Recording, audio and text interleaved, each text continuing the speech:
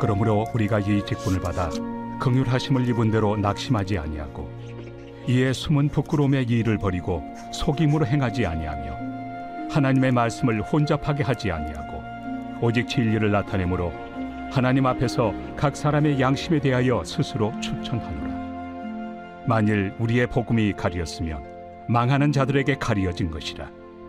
그 중에 이 세상의 신이 믿지 아니하는 자들의 마음을 혼미하게 하여 그리스도의 영광의 복음의 광채가 비추지 못하게 함이니 그리스도는 하나님의 형상이니라. 우리는 우리를 전파하는 것이 아니라 오직 그리스도 예수의 주 되신 것과 또 예수를 위하여 우리가 너희의 종된 것을 전파함이라. 어두운 데 빛이 빛이라 말씀하셨던 그 하나님께서 예수 그리스도의 얼굴에 있는 하나님의 영광을 아는 빛을 우리 마음에 비추셨느니라. 우리가 이 보배를 질그릇에 가졌으니 이는 심히 큰 능력은 하나님께 있고 우리에게 있지 아니함을 알게 하려 함이라.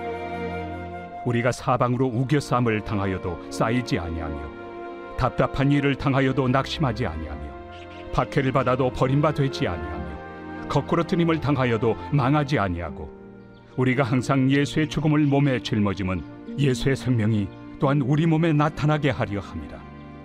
우리 살아있는 자가 항상 예수를 위하여 죽음에 넘겨짐은 예수의 생명이 또한 우리 죽을 육체에 나타나게 하려 함이라. 그런즉 사망은 우리 안에서 역사하고 생명은 너희 안에서 역사하느니라. 기록된 바 내가 믿었으므로 말하였다 한 것 같이 우리가 같은 믿음의 마음을 가졌으니 우리도 믿었으므로 또한 말하노라.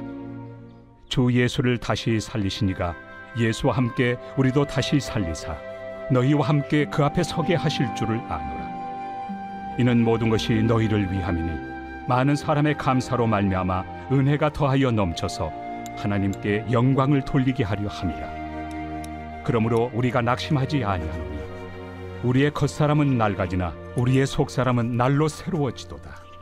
우리가 잠시 받는 환난에 경한 것이 지극히 크고 영원한 영광에 중한 것을 우리에게 이루게 하느니 우리가 주목하는 것은 보이는 것이 아니요 보이지 않는 것이니 보이는 것은 잠깐이요 보이지 않는 것은 영원함이라. 네, 함께 잠깐 인사해 보실까요? 주님 안에서 낙심하지 맙시다. 네, 오직 주님이 계십니다. 네, 아멘.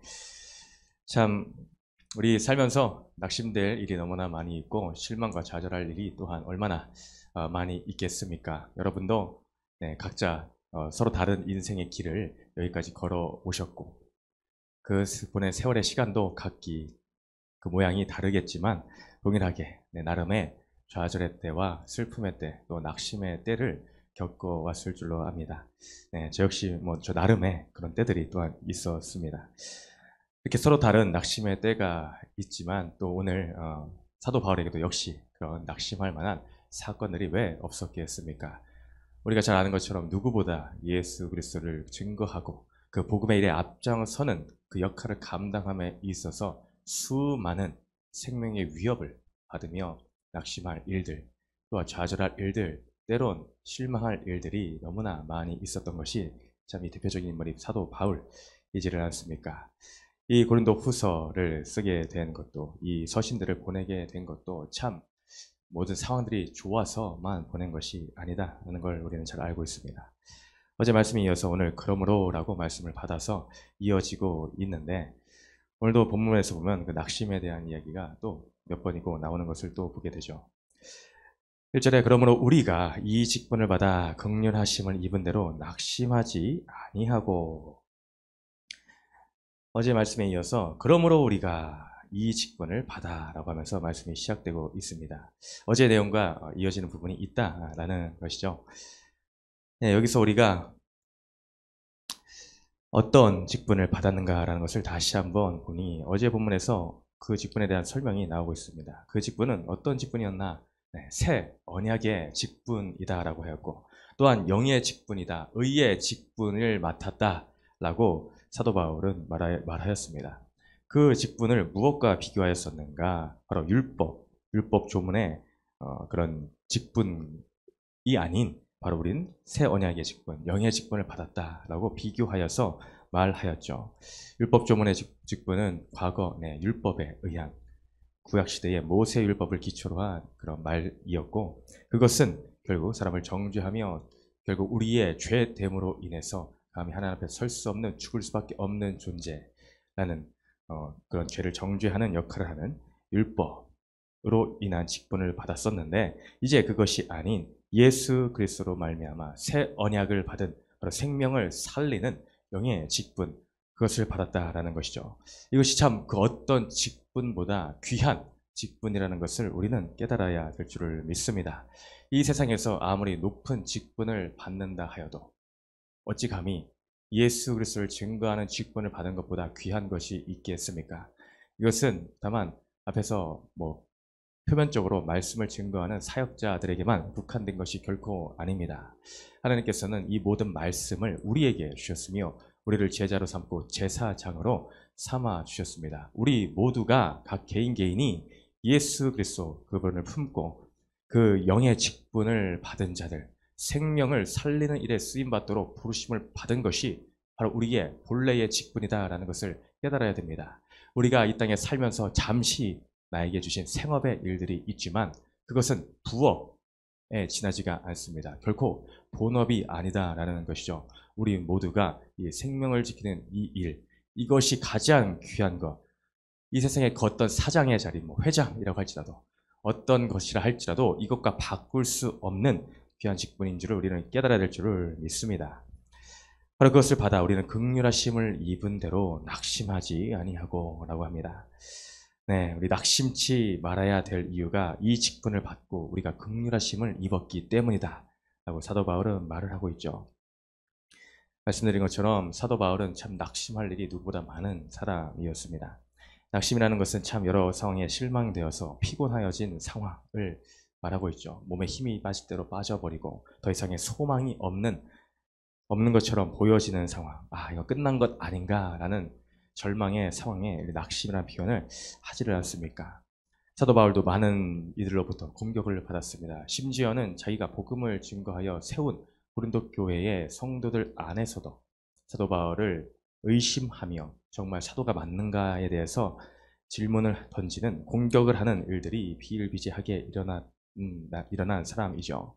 근데 그럼에도 불구하고 사도 바울은 낙심하지 아니한다 라고 분명하게 오늘 말을 하고 있는 것을 봅니다. 그것이 그 직분을 받고 긍휼하심을 받았기 때문에 그렇다는 거죠. 사도 바울 본인의 이야기를 여기서 말해주고 있는 것입니다. 다른 사람의 이야기에 앞서 본인의 말들, 본인의 증거를 하고 있는 것이죠.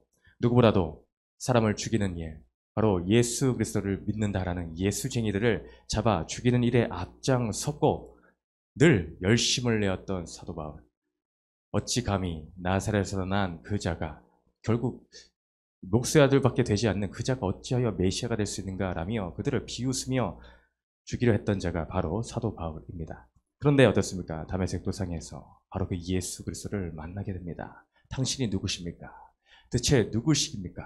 라고 했을 때에 나는 네가 핍박하던 박해하던 예수라 했을 때에 사도 바울의 인생에서 이때보다 충격적인 사건의 일은 없었을 것입니다. 그토록 내가 핍박하였던 예수 그리스도가 과거 오시리라 하였던 그 메시아였는가? 그 메시아가 이분이었는가? 라고 했을 때 그 충격은 말로 다 헤아릴 수 없을 것입니다. 또한 그 하나님의 은혜, 예수 그리스도의 그 사랑이 그 심령 가운데 온전히 새겨졌을 것입니다.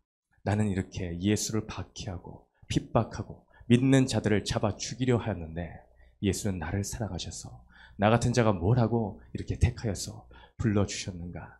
하나님의 그릇을 복음의 그릇으로 삼아주셨는가? 라고 했을 때에 그 감격이, 그 긍휼하심이 얼마나 컸겠습니까?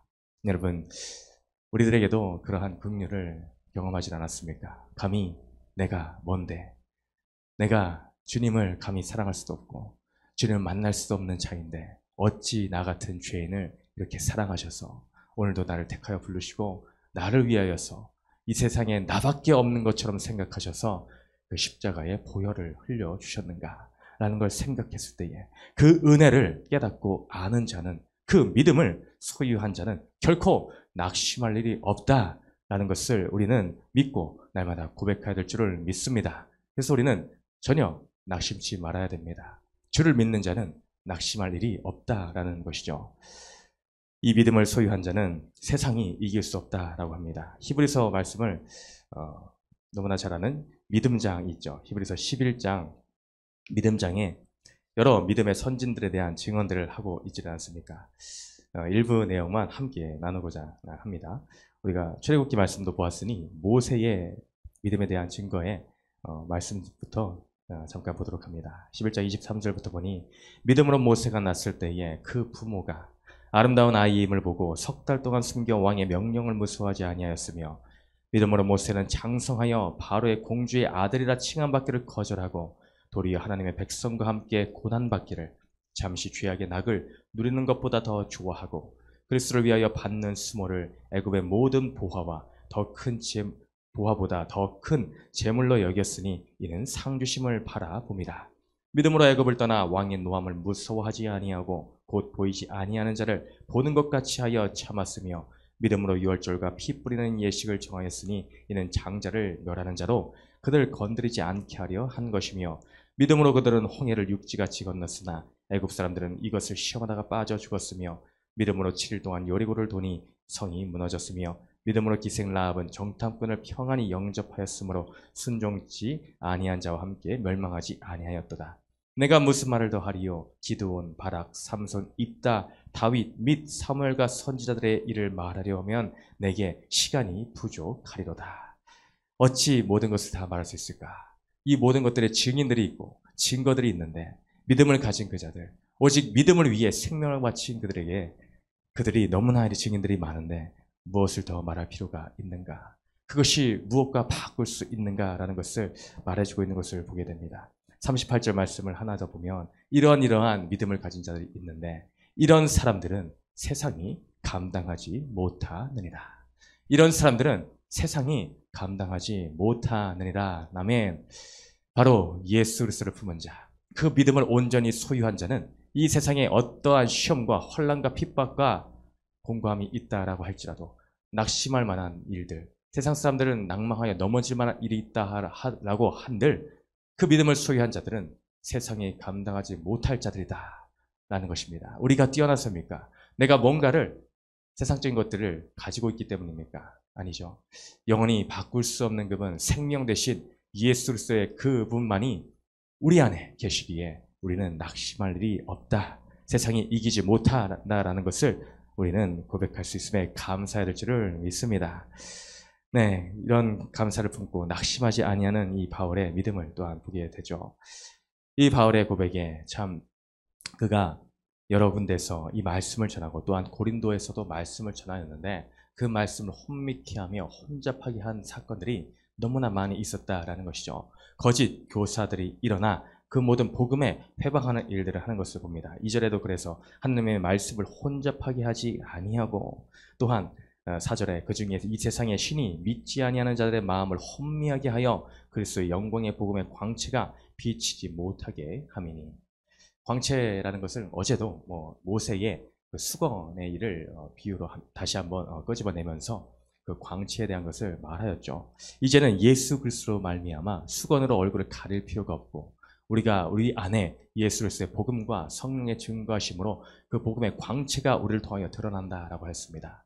우리는 이제 더 이상 가리울 필요가 없다라는 것을 말하였죠. 근데 그 빛이 온전히 비추어야 되는데 하나님의 영광의 광채가 비추어야 되는데 이 세상의 영들이 그 마음을 혼미케 하여 혼잡하게 하여 그 온전한 빛을 비추는데 회방을 놓는다. 방해를 한다라는 것입니다. 예수의 복음에는 결코 불순물이 섞여서는 안 되는데 그 불순물들이 섞여서 마치 깨끗한 안경의 렌즈에 김이 서리듯이 뿌얘져서 그 모든 것들의 복음의 광채를 가리어 온전히 보지 못하게 한다라는 것을 말해주고 있죠. 사도 바울은 그 누구보다 이 복음, 예수 그리스도의 복음에 헛된 것들이 세상의 가치관과 또한 예수의 복음이다라고 하면서 잘못된 것을 교묘하게 섞어서 헛된 가르침을 하려는 자들의 그 모든 노력들을 폐하고 온전한 순수한 복음을 지키기 위해 누구보다 애쓰고 힘썼던 자가 바로 사도 바울입니다. 내 손안에 쥐어진 이 복음, 이것에 따른 그 무엇들이 침범하지 못하도록 쳐내고 또 쳐내는 일에 자기의 목숨과 생명을 걸었던 자가 바로 사도 바울이다라는 것이죠. 이처럼 우리도 마찬가지입니다. 우리가 살면서 복음에 많은 것들이 세상적인 가치관들이 침투하여서 이 복음을 희석을 시키려고 하는 것이 너무나 많이 있습니다.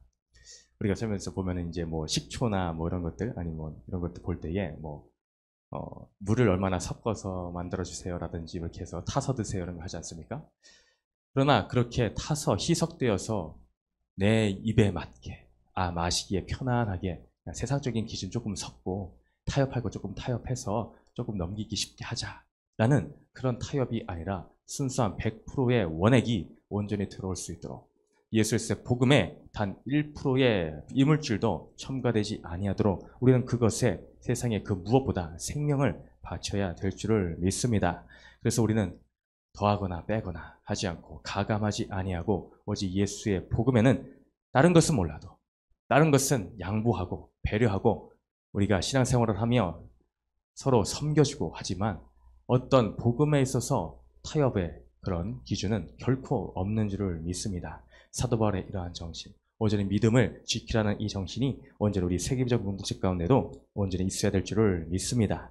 그래야 5절에 우리는 우리를 전파하는 것이 아니라 오직 그리스도 예수의 주 되신 것과 또 예수를 위하여 우리가 너희의 종된 것을 전파합니다.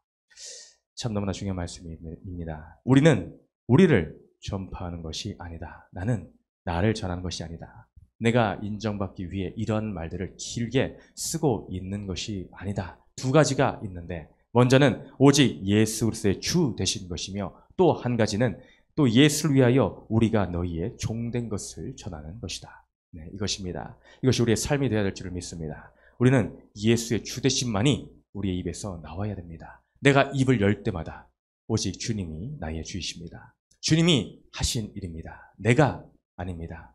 나를 증거하는 것이 아닌 나는 숨기고 나는 뒤로 물러나고 오직 예수가 나의 삶에서 드러나는 삶, 예수의 광채가 내 얼굴에 나타나는 삶, 그런 삶이 진정한 예수님이 원하시는 삶, 제자의 삶인 줄을 믿습니다. 또 예수를 위하여 우리가 너희의 종된 것을 전파한다.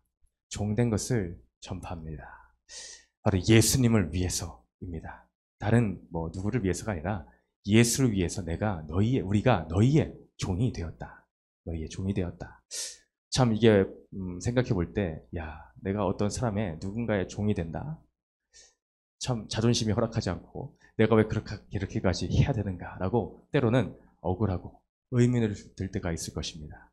나에게 잘해주는 사람한테는 내가 그런 마음이 없다가도 생기고 너무나 자연스럽게 생길 것이지만 나한테 잘하는 것도 없는 것 같고 늘 불평과 원망만 하는 그 사람, 나에게 아무것도 유익이 되지 않는 사람을 위해서 내가 종이 되어야 될까라는 생각이 들 때가 있겠죠. 너무나 손해보는 것 같은 마음이 또한 들 때도 있을 것입니다. 근데 누군가의 종이 된다는 것, 이것이 어디서 시작된 일인지 우리는 깨달아야 됩니다. 그 근원지를 찾아가야 됩니다. 그것이 어디까지 올라가겠습니까? 바로 예수 그리스도의 마음이다라는 것입니다. 우리가 너무나 잘 아는 말씀이 또한 빌립보서 2장 5절 이하의 말씀이 있지 않습니까? 너희 안에 이 마음을 품으라. 곧 그리스도 예수의 마음이니. 그 아래에 또 덧붙이는 또 말씀을 더 보면 그는 근본 하나님의 본체시나 하나님과 동등됨을 취할 것으로 여기지 아니하시고 오히려 자기를 비워 종의 형체를 가지사. 누구의 형체를 가지셨답니까? 종의 형체를 가지사 사람들과 같이 되셨고 사람의 모양으로 나타나사 자기를 낮추시고 죽기까지 복종하셨으니 곧 십자가에 죽으심이라. 아멘. 네, 예수 그리스도가 먼저 보여주신 것입니다. 우리 예수 그리스도가 하나님과 동등됨을 취할 것을 여기지 아니하시고 자기를 비우시고 종의 형체, 바로 사람의 인간의 모습으로 온 것 자체가 있을 수 없는 일입니다. 창조주 하나님께서 이 낮고 천한 인간의 모습으로 오셨다는 것은 이 세상의 그 어떤 비유로도 설명할 수가 없습니다. 간혹 그나마 조금 이해하기 쉽게 하기 위해서 우리가 개미가 된다고 생각해보자. 이 땅에 유익이 없는 해충이 되었다 생각해보자. 그 정도로 될 수 있을까? 근데 그것조차도 감히 이 하나님이 이 인간으로 오신 것은 설명할 수가 없는 것입니다. 창조주가 피조물이 되었다는 것은 감히 설명할 수 없는 것입니다. 왜? 무엇 때문에? 나를 위하여. 나라는 이 죄인을 섬기기 위하여, 종이 되기 위하여 이 땅 가운데 오셨다라는 것입니다. 자기 생명을 아낌없이 내어주기 위하여 오신 그 주님. 그 주님도 우리가 우리의 종이 되어 섬기기 위하여 오셨는데, 내가 종이 되는 것이 무엇이 그리 억울하겠습니까? 무엇이 그리 못할 일이겠습니까?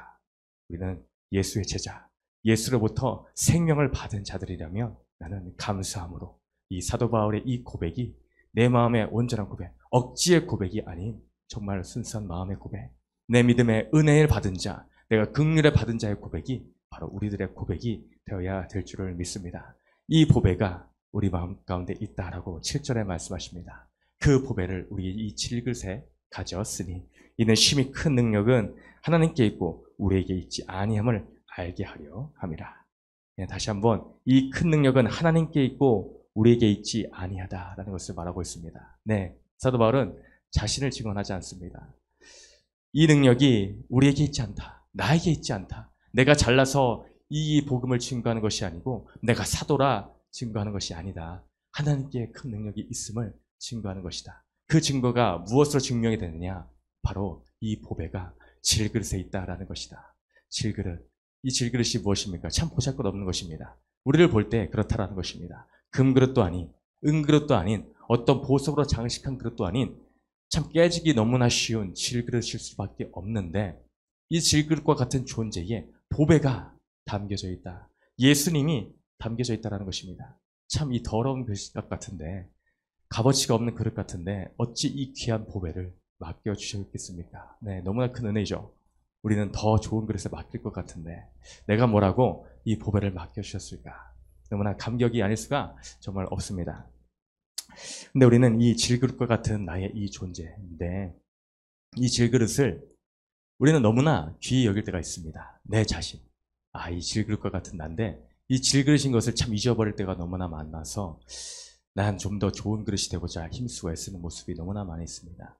이 세상적인 스펙을 쌓으려 하고 성공하려 하고 이 세상 사람들이 알아주는 나는 금그릇이 되고 싶어, 나는 더 값진 보자기가 되고 싶어 라고 너무나 힘쓰고 애쓰는 모습이 있습니다. 근데 그것을 알아야 됩니다. 내가 금그릇이 되고 도자기가 되고 좋은 그릇이 되면 보배 대신 예수 그리스도가 나타나지 않습니다. 내가 질그릇이 될 때만 예수 그리스도가 나타납니다. 왜? 금그릇은 깨지지가 않아요. 네, 단단한 그릇은 깨지지가 않습니다. 금이 가지를 않습니다. 우리는 질그릇 되어서 금이 가야 됩니다. 날마다 깨져야 됩니다. 왜? 깨져야 그 안에 있던 예수 그리스도의 그 보배가 보이기 때문입니다. 그 빛이 비치기 때문입니다. 깨지는 것을 넘어 부서져야 됩니다. 완전 가루가 되어야 됩니다. 내가 내 그릇을 더 좋게 만들려고 애쓰는 것이 아니라 내가 말씀 앞에서, 그리스도 앞에서 나의 죄인됨을 발견하고 가슴을 치러 회개를 하며 나는 죽고 날마다 죽고 사도 바울의 고백처럼 나는 날마다 죽노라, 내가 죽어지고 깨어질 때에 예수 그리스도의 그 보배가 찬란한 빛을 온전히 발하고 그 복음이 나를 통해서 광채가 드러나게 되는 줄을 믿습니다. 그러므로 우리는 내가 죽는 것, 내가 힘이 빠지는 것에 낙심할 일이 없습니다. 말씀 조금 건너떠서 16절 말씀을 보면, 그러면 우리가 낙심하지 아니하노니 우리의 겉사람은 낡아지나 우리의 속사람은 날로 새로워지도다. 겉사람이라는 것은 우리의 육체 말하죠. 우리의 겉모습을 말합니다. 낡아집니다. 후퇴합니다. 저도 여러분에 비해서 감히 말할 자격이 없겠지만 나이를 한두 살 먹고 보니 겨울이 싫어지고 있습니다. 정강이가 싫습니다. 옛날에는 안 싫었거든요. 20대까지, 30대 초반까지는 괜찮았는데 어느새부턴가 방에 있는데 왜 정강이가 싫으지? 이게 무슨 일인가? 몸이 늙고 있구나 라는 게 느껴집니다. 손발이 차서 찬물로 설거지를 못합니다.